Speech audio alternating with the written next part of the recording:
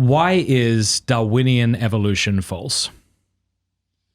So, if the question is why is Darwinian evolution is false, I would restrict this question to the mechanism. So it's not false in terms of age of the Earth. It's not false in terms necessarily false in terms of common ancestry.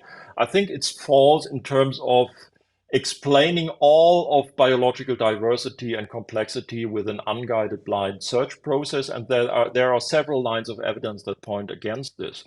One is for this mechanism to be correct, you would have to get from one point to another point by many small steps, where each small step is likely, and you get this accumulation of small changes over long periods of time, as Richard Dawkins put it, climbing Mount Improbable, where you have a steep cliff and you can't jump with one jump on the top of the cliff, but on the back of the cliff there's a gentle slope and you can step by step climb the cliff. So for this process to be feasible, you have to have this gentle slope with many small steps. And for example, life is made from proteins. Proteins build everything in living organisms. Proteins are made up by amino acids. Amino acids are like letters in an alphabet, and the proteins are like sentences. And the kind of combination of these letters build up different proteins.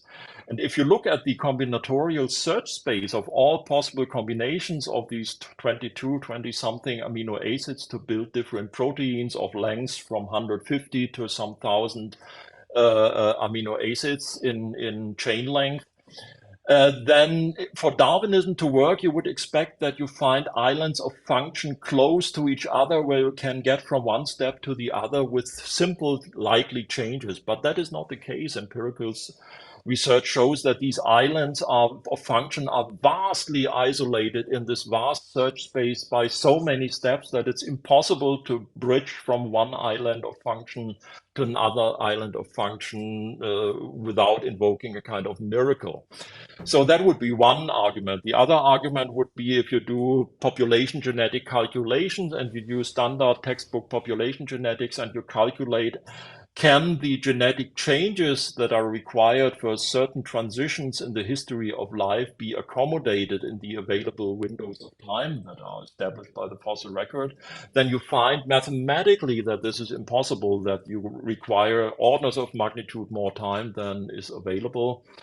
Then there are molecular machines, which, if you look at these structures, they look like machines, they function like machines, they are like little electromotors, and they are built by many different parts that only function if they come together. And if you break this thing into tiny parts, then it doesn't work. You cannot build it up step by step. You need all the things in place at once. And this is something that only intelligent agency can achieve. You cannot get this by a blind bottom-up process. And also Mm. empirically, if you look at the fossil record, Darwin did not for nothing wrote in his magnum opus, The Origin of Species, natura non facit saltus. Nature doesn't make jumps, because he knew jumps imply kind of miracles. You require these many gradualistic changes.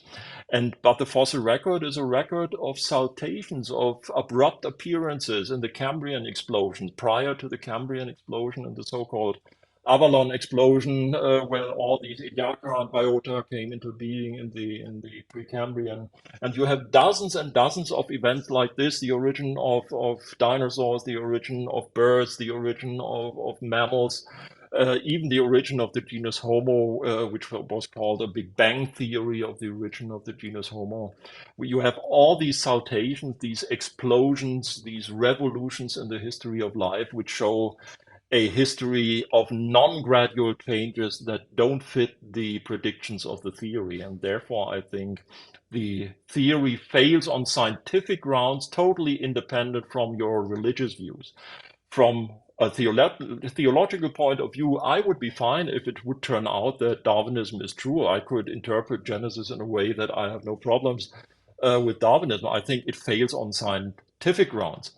And on the other hand, if I would lose my faith in God and would return to some kind of non-theistic view, I would still be a Darwin critic because of the scientific reasons that show that the theory is insufficient and not apt to explain the phenomena that it should explain.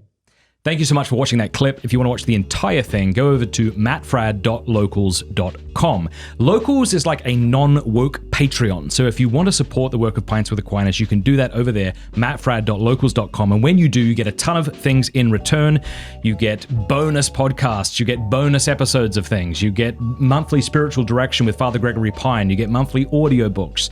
You get our print newspaper sent to your door quarterly, and we even pay for shipping. There's a ton of things you get, and you also get the satisfaction of knowing that you're supporting the work of Pints with Aquinas. mattfradd.locals.com. Thanks. Pay Thursday's salary. Pay Thursdays.